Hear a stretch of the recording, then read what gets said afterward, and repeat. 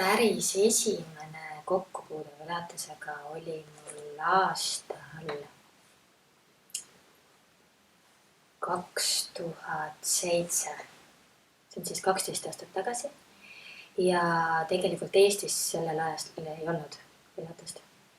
Ja mina kuulsin pilatesest tegelikult lihtsalt ongi kuulmise teel. Ma ei olnud teda näinud, ma kuulsin tänu sellele, et ma sellel ajal olin väikse lapsega kodus ja juhindusin nii-öelda oma siseäälest, et ma ei lähe tagasi bürootööle, vaid tahan teha seda, mis mul on loomuomane. Ehk ma tegelikult olin kunagi tahtnud tantsujuhtimisse minna. Ehk siis tants ja kogu liikumine oli selline minu armastus. Aga siis ma arvasin, vanust oli siis 25, natuke rohkem, et ma olen hiljaks jäänud. Et nagu totaalselt hiljaks jäänud. Ja siis ma läksin õppima aeroobika treeneriks. Ehk ma tegin läbi baaskursuse. Ja siis ma sattusin listi. Ehk siis nende inimeste listi, kellele saadeti informatsiooni erinevate koolituste kohta. Ja siis juhtus olema täpselt see suvi või see aeg, kus siis Kelly McKinnon tuli Eestisse tegema pilatese koolitust. Ja see info tuli, siis mul tekkis huvi, et mis asi see on, mis asi see pilates on. Aga tol ajal oli Topshop või mingisugune selline asi, ma ei mäleta, mis nimega ta oli televisioonis. Ja seal oli mingi pilatese video müügil. Ja ma tellisin selle. Ja siis ma hakkasin põhimõtteliselt selle järgi ise treenima, enne kui tuli siis koolitus Eestisse. Ja see oli päris minu esimene kokkupuude pilatesega. See tuli kuidagi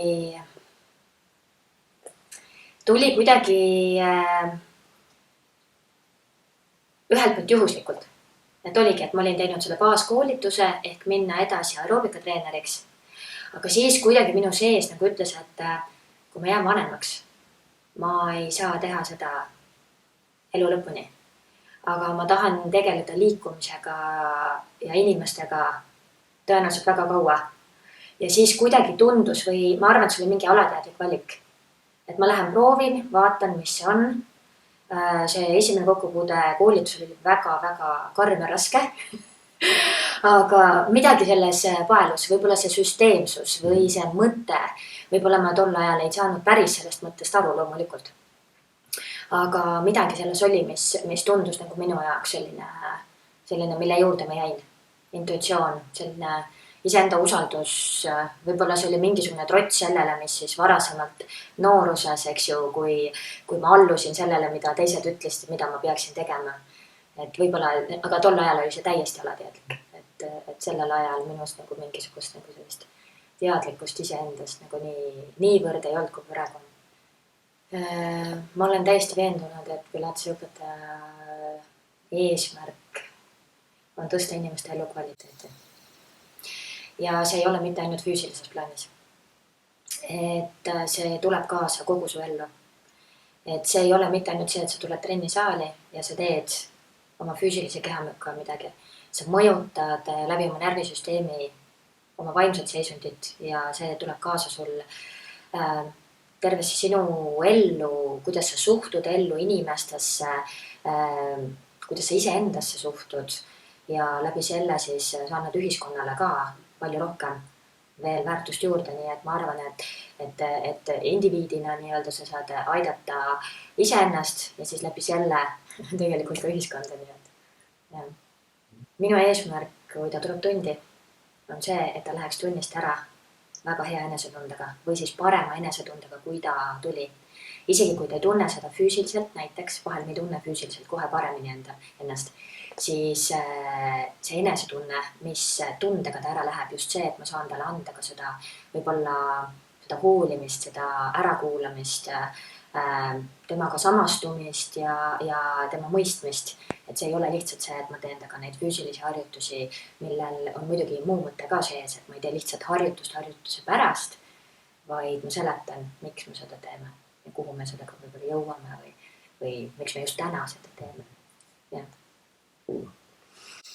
Ma arvan, et tegelikult ükskõik millega. Ma arvan ja isegi vaimsete häiretega, et noh, liikumine on see, mis tekitab meis emotsioone samamoodi. Ja no mina enda näitelt võin öelda, et seljaprobleemid, eks ju, et sa pead lihtsalt teadma, kuidas su kehas asjad on, ehk siis, mis su kehas on füsioloogilisel tasandil, anatoomilisel tasandil. Et kui sulle keegi selle ära seletab ja seletab sel viisil, et miks sa just midagi pead tegema või siis mitte, et sa pead tegema, vaid mis on sulle hea teha. Et tegelikult ükskõik mis, et loomulikult peaks enne käima asjatundja juures ära, kui sul on mingisugune diagnoos või on selline suurem häda, aga tegelikult saab ükskõik millega, sest et kui ongi mingi väga valulik või mingi suure mõjuga asi sinu kehas, mis sind häirib, siis me ei pea seda kohta puudutama alguses absoluutselt. Tegeleme muude asjadega, just nimelt anname sellele nii-öelda selle närvisüsteemile seda head, mõnusat tunnet ka vaimse seisundi heaks muutmisega. Et juba see loob kaasa selle tervenemise, mis siis kehas vajalik on. Et ma leian, et pilates sobib täiesti kõigile ja ükskõik mis probleemi puhul või siis, kui ei ole probleemi. Ja kindlasti pöörduda ja mitte karta, et appi, mis see on või siis ma ei oska. See on kõige levinum, et ma ei oska, et ma ju ei saa minna sellepärast, et ma ei oska. Mitte midagi ei pea oskama. Inimene ei tee mitte midagi valesti. Lihtsalt pilatese õpetaja saab juhendada, kuidas ta oma keha saab paremini kasutada nii, et see oleks säästlikum, ta ei kulutaks ennast ja tal jääks energiat oma elus nende asjadega tegelemiseks, mis talle meeldib. Noh, see on nagu oluline, et just see, et ma julgustan, et karta pole mitte midagi, et pilatese õpetajad, ma usun, ei ole mitte keegi selline nii jõuline ja nii kurjatooniline, et muidugi me oleme nõudlikud ja et me oleme hoolivad, aga ikka heatahtlikud. Kui on ikkagi, ma tunnen ära, et ma ei oska sellega tegeleda, et ma ei tea sellest midagi või siis ongi niisugune sisetunne, et parem on, kui ta ikkagi läheb kõigepealt kuskil mujale. Et ta saab selle kinnituse, et ta võib siis tagasi tulla. Et ma võin teha temaga mingeid kergeid asju, mingeid selliseid, lihtsalt, et liigutame natuke, et see keha saaks liikuma, aga otseselt sellist treeningvormi, siis ma ütlen välja, kui ma ikkagi ei oska, ma tunnen, ma tunnistan, et ma ei tea sellest midagi. Et me võime proovida, aga ikkagi enne ma tahaks, et ta käib asjatundja juures ära.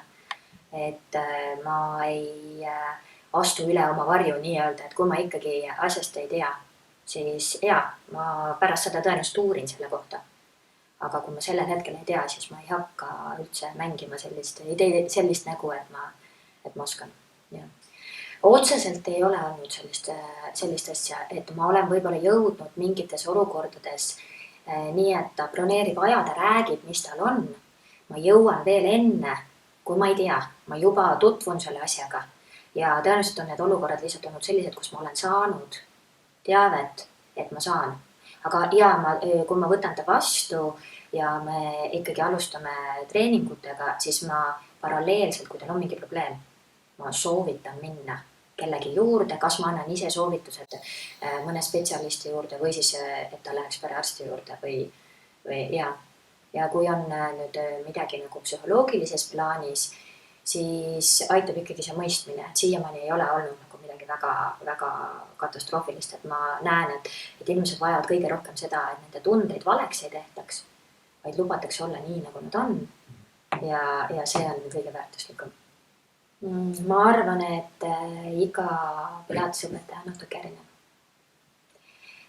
Üks asi, et igal ühel on huvid erinevad natukene, et ta spetsialiseerub võib-olla natukene ühele või teisele, kas probleemile või siis valdkonnale, keda ta treenib või inimgrupile või need võivad olla erinevad. Ja üks asi, kus see tuleb, on iseenda läbi elatud ja läbi kogetud ongi kogemused. Et kes on siis füüsilisel tasandil kokkunud ise, kes on füüsilisel tasandil kokku puutunud ise mingi traumaga või vigastusega ja läinud sellele siis vastuseid otsima läbi Pilatese. Või siis on elus sellised läbielamised ka vaimselt, mis on sundinud sind tegema tööd nii-öelda kehaga tervikuna ja vastavalt sellele sa saad siis nagu inimest rohkem aidata. Noh, kas nüüd aidata otseselt, aga kaasa anda sellele, et ta tunneks ennast paremini. Et ma arvan küll, et mina praegu Pilatese õpetajana ei ole see, kes ma olin 7 aastat tagasi. Et tol ajal väga paljud asjad olid hästi teooriapõhised minu jaoks, et ja me õppisime ju nii palju ja Pilatese õpe on väga süvendatud. Et kui ma võin tuua näited, et ma läksin paralleelselt Pilatese õpingute alustamisega Tartu Ülikooli kehakultuuri õppima. Sest ma tundsin, et nagunii ma õpin neid asju, anatoomiat, füsioloogiat, et teeks siis seda niimoodi, et ma saan mingi paberi ka pärast. Kuigi Pilatese õpetajad saavad loomulikult ka tunnistused. Ja mul oli sellest Pilatese õpingutest nii suur kasu. Et ma läksin Tartu Ülikooli ja ma juba teadsin. Ma kordasin seal kõik niimoodi üle ja ma olin tegelikult osad asjad, mis me seal teoreetiliselt õppisime, juba nagu praktiliselt läbi kogenud. Et see oli selline hästi tugev põhi. Aga nüüd see kogemuslik asi, mis siia juurde on tulnud, nii läbi oma kogemuste, mis traumad mul on olnud, läbi põlemised, mis mul on olnud. Ja see vaimne teekond ka, ehk siis teadlikumaks saamisest nii elust iseendast kui kogu inimkehast ja vaimust kui süsteemsest organist, et see on ikkagi väga palju juurde andnud. Selline kogemuste pagas ongi nagu kõige suurem õpetaja tegelikult. Et need inimesed, kes sinuga juurde pöörduvad, panevad sind rohkem ennast arendama, ehk sa otsid neile neid paremaid arendamisvõimalusi, et kas siis keegi tuleb mingi spordiala tehnilise soorituse parandamiseks sinu juurde või siis keegi tuleb mingi probleemiga või lihtsalt inimene tahab paremas vormis olla ilma suurte eesmärkideta. Et kõigil on ju nii erinevad eesmärgid. Et see, missuguste probleemidega sinu juurde tullakse, eks sa sinna viid selle fookuse ka rohkem. Ja mida erinev baas sul on, seda laia haardelisem muidugi sa oled, aga ma siiski arvan, et on midagi igaühes, mingisugune selline nišš või mis on nagu temale iseloomulik joon, ehk siis Pilatese õpetajale iseloomulik joon. Et jah, et siin ongi tegelikult väga hea, sellepärast, et me saame ka omavahel arutada erinevaid probleeme või siis missugused küsimused esile kerkivad ja ka suunata erinevate Pilatese õpetajate poole. Ja kuna Pilatese õpetajaid on nii palju erinevaid juba isikuliselt, siis ka inimesed valivad endale sobiva. Võib-olla isegi mitte teadlikult või alateadlikult, kes sobib rohkem. Ja nii on. Päris esimene kord. No see on erinev, kas ma tean teda eelnevalt või ei tea. Kui ma ei tea eelnevalt, siis see esimene kohtumine algab juba natuke varem, kui me silmast-silma kohtume. Ehk siis, kuidas ta minuga ühendust võtab, mil viisil ma panen tähele, mida ta võib-olla vajab või ma otsin tema sellisest olekust, kuidas mina saan talle tekitada selle tunde, et ta läheb ära minu juurest parema enesundega. Proovin temalt ilma sellise väga suure pinnimiseta saada kätte selle informatsiooni, mis mul siis sellel hetkel vaja on. Aga see esimene kohtumine on ikkagi ka füüsilisel tasandil see, et ma alles kombin. Et ma ei lähe nagu suurte ja raskete harjutuste juurde, vaid tasapisi hakkame pihta väikeste liigutustega ja siis ma vaatan,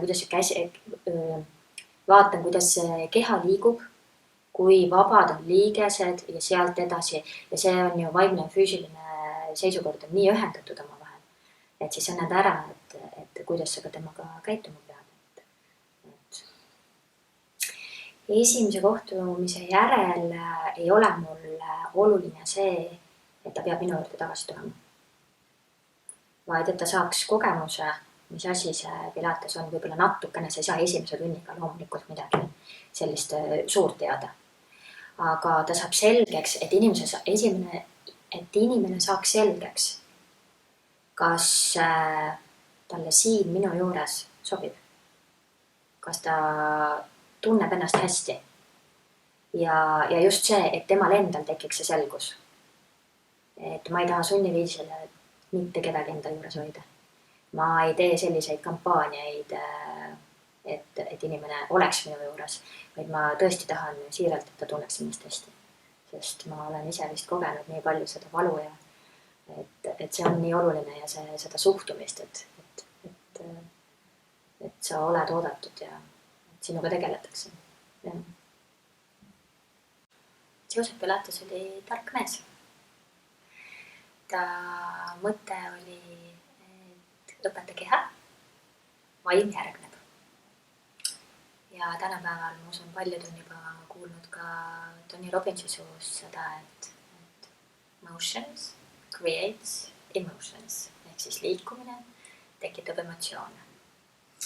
Ja harjutused on siis kõige lihtsam vorm, kuidas muuta midagi. Ehk siis me lähme kohe põhjuse juurde. Tihtilugu on just mingisugused probleemid või siis ka halb enesetunne liikumatusest. Sest et energia ei liigu, liigesed ei liigu, ainevahetus on kehv, lihased ei ole sellises toonused, nagu nad vajavad. Ja läbi liikumise me jõuame siis inimese vaimu juurde täpselt samamoodi. Me ei hakka kustutama me ei hakka kustutama just nagu tabletiga, vaid me liigume rohkem põhjuse juurde. Et valuvaigistit on ka vahel vaja, aga mitte kohe. Et enne saab natuke mõelda selle põhjuse peale. Ja ma arvan, et selle õpetamisel me kasutame erinevaid abivahendeid. Sellepärast, et ühelt poolt et tuua treeningutesse sellist vaheldust, sest inimene tahab vaheldust. See on selline pinnapealne, jah. Aga väga paljudel juhtudel on inimese kehal vaja kas toetust või siis just mingit väljakutset või siis vedrude näol on just see, et kui sa kuskil vajutad, surud vastu, siis tekib ka inimesel see nii-öelda teadlikkus vaimses plaanis, et mida ta peab tegema, kuhu ja kuidas siis aktiveerima või kuidas seda liigutust tegema, et me võime teha mati peal väga edukalt kõiki asju. Aga kui sa siis hetkel, kui sa oled kas siis reformeri peal või siis kasutad vedrusid seina ääres, siis võib tekkida mõnel inimesel palju suurem arusaam sellest, ahaa, ma pean seda niimoodi tegema. Et just nimelt, et see vastu surumine kuskile annab selle info ja teadlikkuse, selle liigutuse teadlikkuse. Ja muidugi on selliseid väikseid asju, ikka pallid ja kepid ja lindid, erinevad kaared, olenevalt eesmärgist. Täiesti nii, et me võime kasutada tegelikult ka seina, tooli, seinanurka, ukse ava, et põhimõtteliselt on võimalikult kodus teha edukas treening, sul on kõik treeningvahendid olemas, aga selleks on vaja lihtsalt veidikene infot, kui sul seda ei ole, et tekiks see loovus sinna, sest ilma faktideta loovust ei ole. Ja. Ühelt poolt need kogemused tulevad läbi treeningute, ehk kui sa siis inimesi treenid ja läbi oma kogemuse, mida sa ise läbi elad. Ja teine variant on siis konsulteerida teiste pilatese õpetajatega, käia erinevates töötubades, workshopidel, ka mitte päris pilatese alastel workshopidel, ehk siis natukene kõrvalt, oleneb, mis sind huvitab, et harida nii-öelda ennast rohkem kui ainult pilatese harjutuste baasil. Ja need harjutused on väga head ja nende tehniline sooritus on väga hea, kui sa tead täpselt, kuidas sa seda teed, ehk siis tehnilise soorituse kvaliteet on väga tähtis. Aga kõik see, mis sinna ümber tuleb või sinna sisse läheb, see on ka tähtis. Et tuleb lihtsalt silmad ja kõrvad lahti hoida. Tänapäeval on võimalik osaleda kõikvõimalikes töötubades ka mitte kohale minemata. Et ja see on iseenda distsipliin ja iseenda huvi. Tuleb kõik kanalid ära kasutada. Elustiil. Elustiil on see, mis tingib meie heaolu. Ja tihtilugu tekivad vigastused sellest, kui tehakse midagi liiga kiiresti ja liiga suure võimsusega, liiga suure koormusega. Eriti siis, kui eelnevalt on kõike tehtud liiga vähe ja liiga väikeste koormustega. Ehk siis pannakse liiga suur surve kehale peale. Täpselt sama on see, kui sa ei hoolitse oma töökoormuse eest. Ehk sa paned endale liiga suure koormuse ka vaimselt peale. Täpselt samamoodi vaim läheb katki. Tekivad läbipõlemised, et kehaga on sama.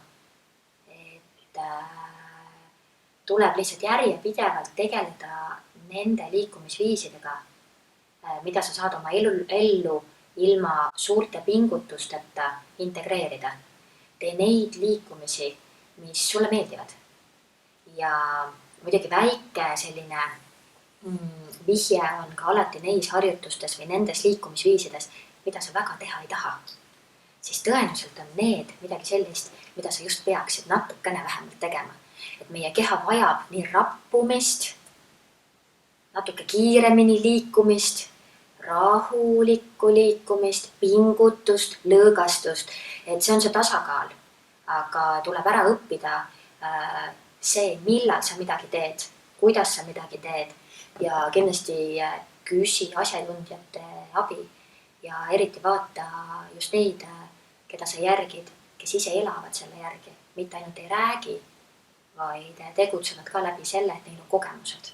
Nad teavad, mida nad räägivad ja teevad. Et ma arvan küll, et elustiili haigused on enamus. Muidugi juhtub traumasid, muidugi juhtub erinevaid selliseid haiguslikke nähtamis, geenimutatsioonid ja kõik võimalikud haigused, mida me päris ise kontrollida ei saa. Aga ikkagi enamuse haigusi on elustiilist tulenenud.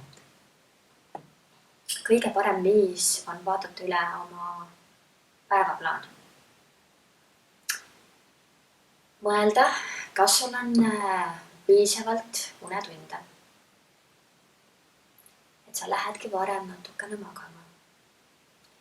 Või siis magad hommikul kauem natuke. Tihtilugu me puhkame ikkagi välja paremini, kui me lähme varem magama. Kindlasti saab oma päeva niimoodi sättida, et need unetunnid täis magada. Meil varieeruvad inimesed väga tublisti, kui palju kellelgi on vaja unetunde, et järgmisel päeval tunda end hästi ja olla produktiivne.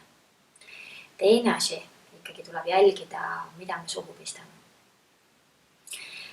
Teada-tuntud on asi, et kui sa oled vähe maganud, siis keha tahab taastada oma hea enesetunde ja kõige kergem viis selleks on kehal nõutada neid asju, mis tekitavad seda head tunnet lühikeses perspektiivis, mitte pikas. Ehk siis saiakesed, šokolaad ja kõik sellised kiired süsivesikud. Aga kui sa nagu mõtled selle peale ja teadvustad endale, et ei, muidugi maiustada võib ka, aga kui sa võtad teadlikult selle, et ma olen täna öösel vähe maganud ja et ma suudaksin ikkagi hästi vastu panna sellele pingele ja kõigele, mis mul mind ees ootab. Näiteks koosolekud ja asjad, mis siin päeva jooksul ees ootavad, siis ma teen teadlikke valikuid. Et mida ma söön. Hakkan panema tähele, kuidas ma ennast tunnen päeva jooksul midagi tehes, et siis ennast säästma hakata. Valida õhtul treenimiseks treeningviisid vastavalt sellele, missugune oli mul päev. Kui mul ikka väga pingeline päev, siis ei lähe õhtul bodypumpi ja spinningusse. Kuigi see võib väga hea mõte olla, et sa tahad nagu lahti saada sellest, et higistad välja nii, aga sa oled kehale juba pannud nii suure pinge peale selle vaimse stressiga, siis võib-olla õhtul on parem, kui sa lähed siis rahulikumasse treeningusse või siis lähed jalutad, saad sõbraga kokku. Et sotsiaalsed suhted on väga tähtsad. Et need hakkavad sellistest pisikestest asjadest pihta. Et need on kõige tähtsamad tegelikult uni, kuidas sa sööd, liikumine ja sotsiaalsed suhted. Et nende eest tuleb hoolitseda, isegi kui sa ei tee pilatest, siis et minu eesmärk on ka, et inimene saaks aru sellest, et tal võiks olla see päev selline, et ta ei peakski otseselt trenni minema, vaid et ta loob selle päeva nii, et tal on seda liikumist, vajalikku liikumist oma päevas nii palju loomulikul viisil, et ta saab ilusti oma vajadused täis. Aga tihtilugu meil ei ole praegu see niimoodi ja sellepärast tuleb vahel ikkagi trennis käia. Sportlased on teada-tuntud enese tagantutsitajad, maksimalistid, perfektsionistid. Tihtilugu on väga raske neil võtta enda jaoks aega maha. Et isegi kui neile soovitatakse, et kuule, nüüd on taastumise aeg. Panna tähele oma keha märguandeid, et vigastused annavad ka enne natukene juba märku pisikeste märguannetega. Ebamugavustunne või siis juba väike valu ja teadlikult ikkagi hoolitseda oma keha eest nii, et sa teed toetavat treeningut juurde ja lihashooldus. Ja need on tähtsad, et nagu ma enne mainisin, siis pilates on minu meelest väga hea tugitreening erinevatele spordialadele ja teine asi ka taastumisega väga hästi sobib. Et eriti hea on see, kui sul on usaldusväärne suhe oma treeneriga, ka pilatese treeneriga, kellele saad sa öelda, kuidas sul tänane päev läks, kas sa magasid, kas sa tülitsesid kellegagi, missugune su meeleolu on, kus sul pinged on, siis vastavalt sellele saab pilatese õpetaja kokku panna selle tunni nii, et sa ei lähe ära mitte katkisemana, vaid tunned ennast paremana. Võib-olla see treening ei olegi sel päeval nüüd korralik füüsiline karm treening, mis ta võib ka olla, vaid on selline mõnus. Sa saad sellise hea plastilise tunde, lihased on elastsemad. Muidugi alati tuleb sinna jõud natukene juurde, aga et sa saad ikkagi sellise mõnusa enesetunde.